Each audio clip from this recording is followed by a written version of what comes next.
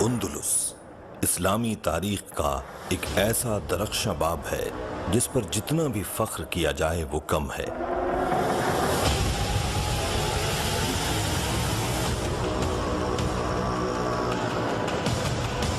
اندلس ایک ایسی سرزمین جہاں مسلمانوں نے 700 سال سے زائد عرصے تک حکمرانی کی۔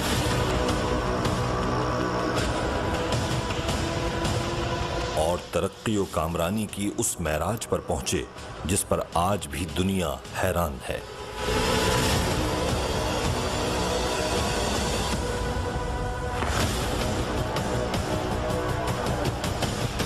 تہذیب و ثقافت، سائنس و ٹیکنالوجی اور فنون لطیفہ کے ایسے ایسے شاہکار اس سرزمین سے نکلے جنہوں نے اس دنیا کا رنگ ڈھنگ ہی بدل دیا۔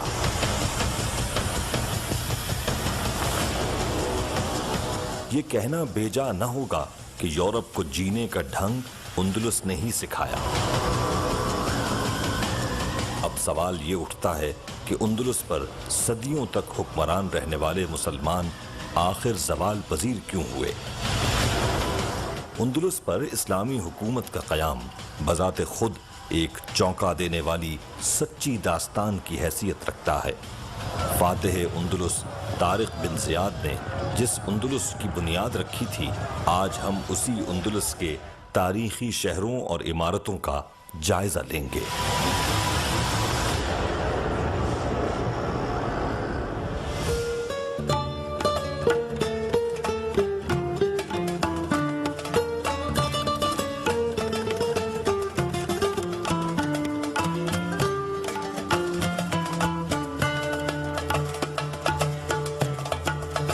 اسپین کا موجودہ صوبہ سیویا ماضی میں اندلس کے مسلمانوں کی طاقت کا آخری مرکز تھا۔ ماضی میں اس شہر کو خوشبوؤں اور رنگوں کا شہر بھی کہا جاتا تھا۔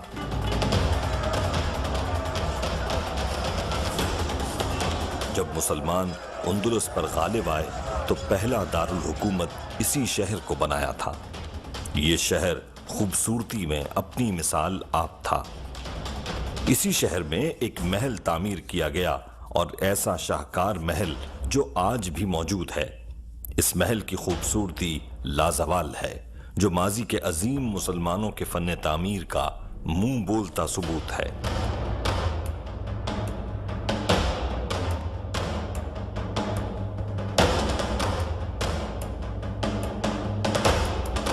یہ شہر 1248 تک مسلمانوں کے پاس تھا، پھر عیسائی غالب آ گئے۔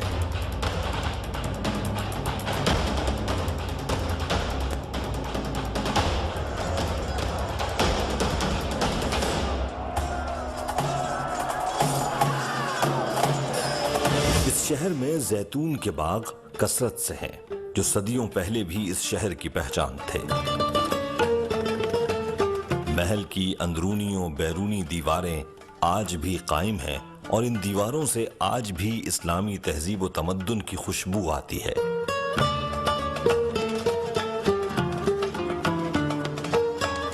محل کی تعمیر میں نیلی اور سفید ٹائلیں استعمال کی گئی ہیں۔ محل کی چھتوں میں آبنوسی لکڑی کا استعمال کیا گیا ہے جن پر اسلامی نقوش واضح دکھائی دیتے ہیں۔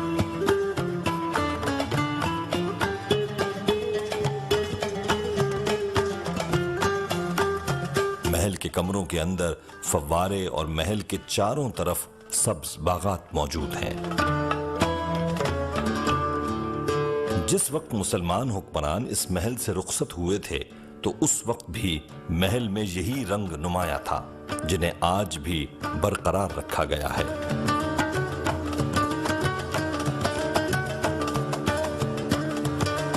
مسلمانوں نے یہاں پر ایک شاندار تہذیب و تمدن کی بنیاد رکھی جس کا اعتراف غیر مسلم رائٹرز جو ہیں، برٹرینڈ رسل نے بھی کہا ہے کہ جس وقت یہ یورپ میں ڈارک ایج تھا اور تہذیب و تمدن سے بہت دور تھا یورپ، اس وقت بھی جو مسلم یورپ تھا وہاں تہذیب و تمدن عروج پر تھی۔ اور خاص طور پر اس نے مینشن کیا اسپین۔ تو اسپین کے کئی شہر ہیں، اب آپ نے اشبیلیا کا نام لے لیا، یہ طے کرنا بہت مشکل ہے کہ اشبیلیا زیادہ ایڈوانس شہر تھا ٹیکنالوجیکلی نالج وائز، یا یہ کہ کوئی اور شہر؟ یعنی مقابلہ کرنا مشکل ہو جاتا ہے۔ اسپین کے شہر قرطبہ کی تاریخ کی بات کی جائے تو یہاں موجود مسجد قرطبہ اس عظیم شہر کی پہچان ہے۔ اس کی عظمت کا ایک ثبوت یہ بھی ہے کہ مفکر پاکستان علامہ اقبال نے اس مسجد میں کھڑے ہو کر اذان دی تھی۔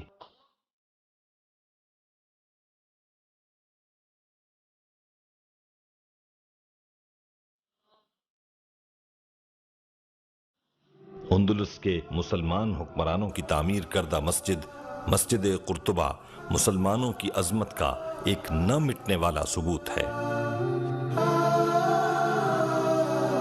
اس تاریخی مسجد کی بنیاد اندلس کے مسلم حکمران عبد الرحمن سوم نے اپنی وفات سے 2 برس پہلے 959 عیسوی میں رکھی تھی۔ مسجد کی بیرونی 4 دیواری اتنی بلند و بالا اور مضبوط تھی کہ وہ شہر کی فصیل نظر آتی تھی۔ چھت زمین سے 30 فٹ کے قریب بلند تھی، جس کی وجہ سے مسجد میں ہوا اور روشنی کا حصول آسان ہو گیا تھا۔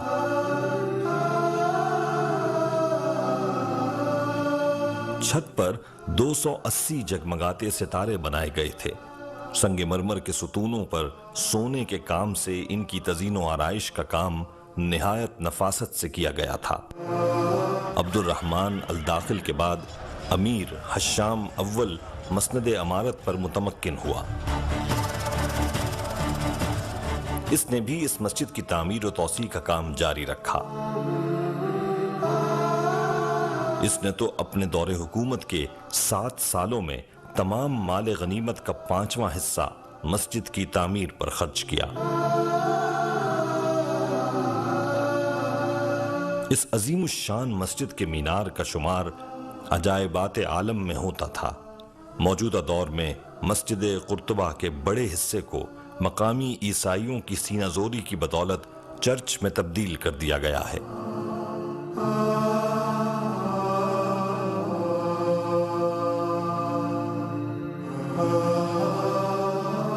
لیکن اس کے باوجود مسجد کا مینار اور کچھ حصے صحیح سلامت آج بھی موجود ہیں، جس سے اندازہ ہوتا ہے کہ یہ ماضی کی مشہور مسجد قرطبہ ہے۔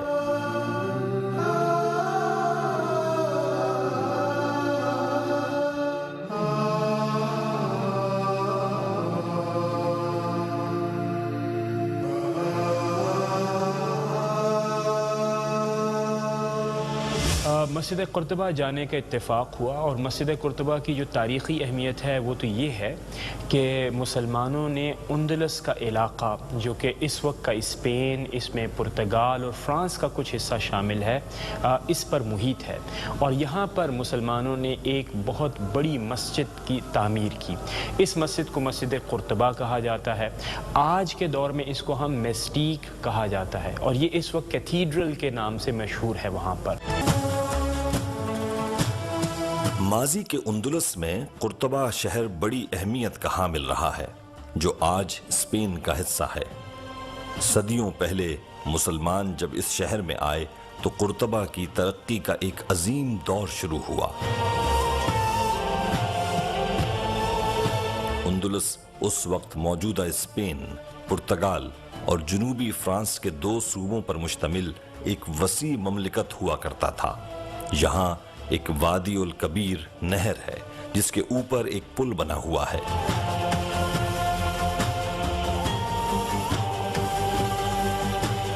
یہ رومن برج کہا جاتا ہے۔ جب مسلمان پہلی بار قرطبہ آئے تو اس وقت یہ لکڑی کا بنا ہوا ایک پل تھا، جسے انہوں نے دوبارہ مضبوط بنیادوں پر استوار کیا، اور یہ آج صدیوں بعد بھی موجود ہے۔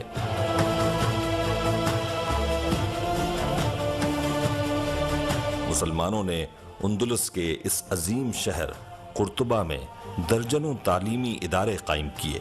انہوں نے یہاں سائنس اور ٹیکنالوجی کے ساتھ ساتھ ریشم بنانے اور عطر کشید کرنے کے طریقے سکھانے کے لیے ادارے بنائے۔ مسلمانوں نے اس شہر میں باقی تمام مذاہب کے لوگوں کو مکمل عزت بخشی۔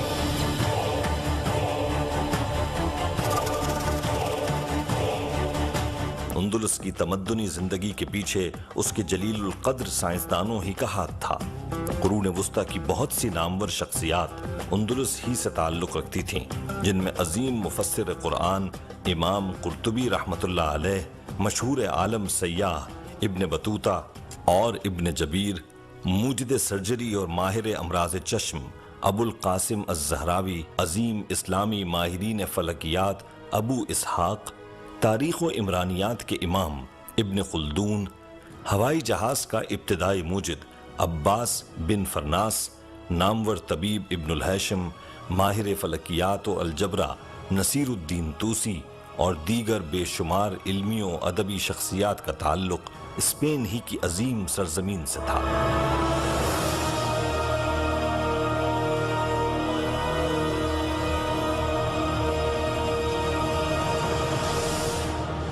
ہماری نئی نسل بدقسمتی سے اپنے ماضی سے اور اپنی تاریخ سے کما حق واقف نہیں ہے، اور یہ تاریخ ان کو پڑھائی بھی نہیں جاتی ہے۔ شاید ہمارے نصاب میں اس کا بہت معمولی حصہ شاید شامل ہے، اور اپنے شوق سے تاریخ پڑھنے کا رجحان چونکہ بہت کم ہو گیا ہے، اس لیے نئی نسل تو ان مقامات کے نام سے واقف نہیں ہے۔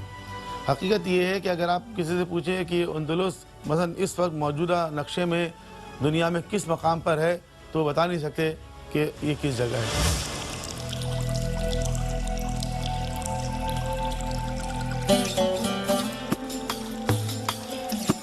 اندلس کے مسلم حکمرانوں نے تاریخی نوعیت کی تعمیرات کی، جن پر آج بھی دیکھنے والی ہر آنکھ حیران رہ جاتی ہے۔ ان میں ایک الحمرا محل بھی ہے، جو کہ غرناطہ شہر میں موجود ہے۔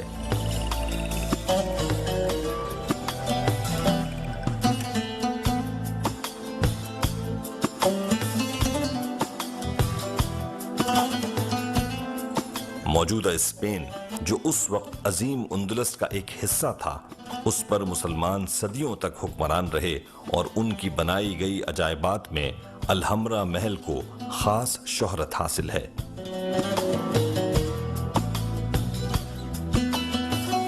الحمرا کا محل سرخ پتھر سے بنایا گیا ہے۔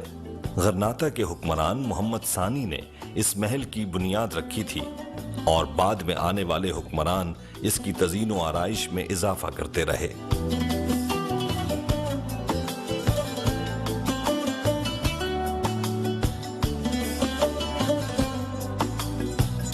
عربی زبان میں لفظ الحمرا کا مطلب ہے سرخ رنگ۔ اس قلعے کی فسیلیں سرخ رنگ کی اینٹوں سے بنی ہوئی ہیں۔ اس محل کی تعمیر میں عربوں کے فن تعمیر کے ساتھ یورپی کاریگروں کا فن تعمیر بھی شامل ہے۔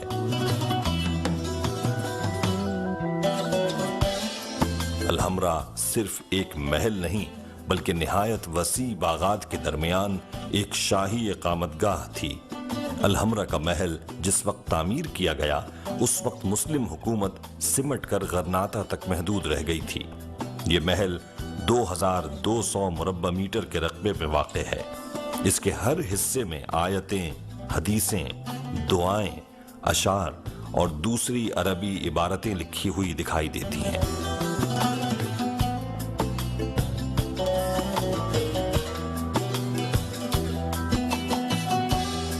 جب یہ محل تعمیر کر رہے تھے تو مسلمانوں کی حکومت صرف غرناطہ تک جو ہے وہ محدود ہو گئی تھی، لیکن اس کے باوجود مسلمان اس طرح کے انتہائی اہم عمارتوں کی تعمیر میں لگے ہوئے تھے، لیکن اپنی بنیادی جو تعلیمات ہیں ان سے آہستہ آہستہ دوری اختیار کر رہے تھے، جس کی وجہ سے بعد میں جو مسلمان ہیں وہ زوال و پستی کا شکار ہو گئے، اور مسلمانوں کی وہ تہذیب و ثقافت جو ہے اس کی ترقی کا جو رفتار تھی وہ آہستہ آہستہ کم ہوتی چلی گئی، اور مسلمانوں کو وہاں سے نکلنا پڑا۔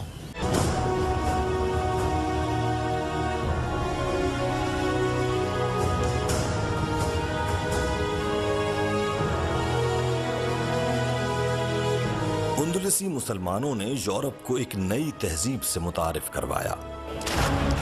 اسلام کی آمد سے قبل یورپ میں گندگی اور غلاظت کے ڈھیر ختم نہ ہوتے تھے۔ عام لوگ صفائی ستھرائی کے عادی نہیں تھے۔ پورے یورپ میں ہسپتالوں کا وجود ہی نہ تھا۔ خطرناک بیماریوں کا علاج جادو ٹونے اور عملیات کے ذریعے کیا جاتا تھا۔ لوگ توہمات کے اس قدر رسیا تھے کہ معالج کے بجائے جادو ٹونے کے ذریعے علاج کروانے کو ترجیح دیتے تھے۔ کھانے پینے سے لے کر پہننے اوڑھنے تک نفاست یورپ کے لوگوں کو چھو کر نہیں گزری تھی۔ علم کے میدان میں اگر اس وقت کے یورپ کا جائزہ لیا جائے تو لاکھوں کی آبادیوں کے شہروں میں گنتی کے چند پادریوں کے سوا کوئی لکھنا پڑھنا نہیں جانتا تھا، اور وہ پادری چمڑے پر لکھی پرانی کتابوں کو کھرچ کر انہی کے اوپر نئی تحریریں لکھنا شروع کر دیتے تھے، جس سے ان کا بچا کچا علمی سرمایہ بھی ضائع ہوتا چلا جا رہا تھا۔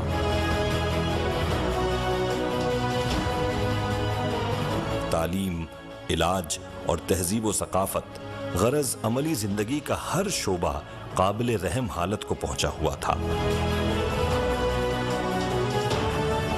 اس وقت اندلس کے عظیم مسلمانوں نے یورپ کو زندگی گزارنے کا سلیقہ اور طریقہ سکھایا۔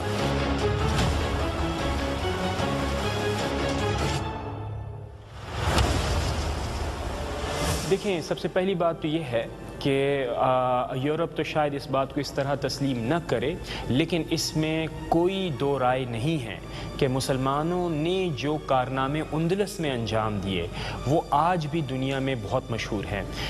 میرا کچھ عرصے پہلے اندلس جانے کا اتفاق ہوا اور میں نے دیکھا کہ وہاں پر اندلس کی ایک ایک گلی کے اندر مسلمانوں کے آثار آج بھی موجود ہیں۔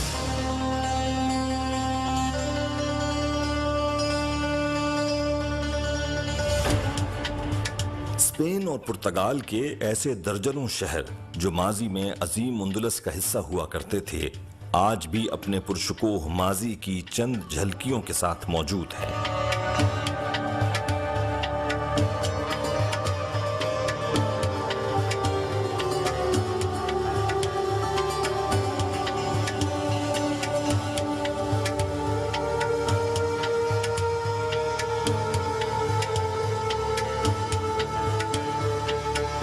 اندلس اپنے دور میں نہ صرف ایک زرعی ملک تھا بلکہ یہاں معدنیات کی بھی فراوانی تھی اور اس کا دفاع بہت مضبوط تھا۔ مسلمانوں کے دور میں علم کی ترقی کا یہ عالم تھا کہ اندلس میں شرح خواندگی 100% ہو چکی تھی۔ یہ اس دور کی بات ہے جب بر اعظم یورپ کے تمام صلیبی ممالک جہالت کے اٹا ٹوپ اندھیروں میں ڈوبے ہوئے تھے، اور اندلس کے مسلمانوں نے یورپ کو ایک فکر تازہ سے روشناس کرایا۔ چنانچہ یہ کہنا بیجا نہ ہوگا کہ اندلس کے مسلم حکمرانوں نے اس دور میں نہ صرف مسلمانوں کی کھوئی ہوئی عظمت کو بحال کیا بلکہ آج کے نام نہاد ترقی یافتہ مغربی ممالک کو بھی جینا سکھایا۔ بدقسمتی کی بات یہ ہے کہ ہم اپنی ہی عظمت کی داستانوں کو بھول کر مغرب کی چکا چوند سے متاثر ہو چکے ہیں، اور یہ بھول جاتے ہیں کہ یورپ آج جس ترقی پر نازاں ہے یہ اندلس کے مسلمانوں کی بدولت ہے، اور یہ ایک ایسا کڑوا سچ ہے جسے تاریخ کبھی نظر انداز نہیں کر سکتی۔